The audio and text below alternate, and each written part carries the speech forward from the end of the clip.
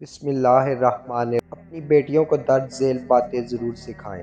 سیڑھی پر اس وقت مت چڑھو جب آپ کے پیچھے کوئی مرد بھی سیڑھی چڑھ رہا ہو، بلکہ سیڑھی کے کسی ایک زاویے پر رک جاؤ اور اس کے بعد چڑھیے۔ لفٹ پر کسی اجنبی مرد کی موجودگی میں مت چڑھو، اس کے نکلنے کا انتظار کرو اور بعد میں چڑھو۔ اپنے چچا، ماموں، خالہ کے بیٹوں سے ہاتھ کے ساتھ مصافحہ مت کیجیے۔ اپنے ساتھ گفتگو کرنے والے شخص کے ساتھ ہمیشہ مناسب فاصلہ رکھیے۔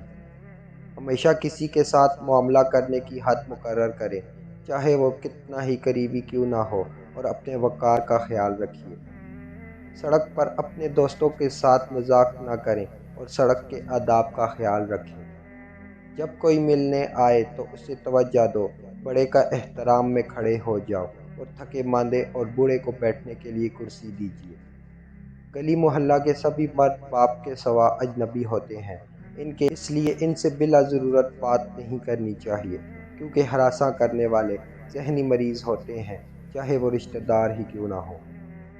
جب آپ زمین سے کوئی چیز اٹھانے کے لیے نیچے جھکیں یا کسی دکان، بازار یا عوامی جگہ پر کوئی چیز دیکھیں تو رکوع کی حالت میں مت جھکو۔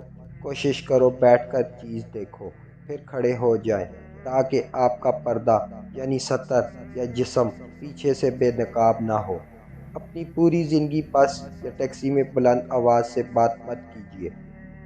دوپٹہ کبھی بھی نامحرم مرد کے سامنے نہ سیدھا کریں، بلکہ دیوار کی طرف منہ کر کے کریں۔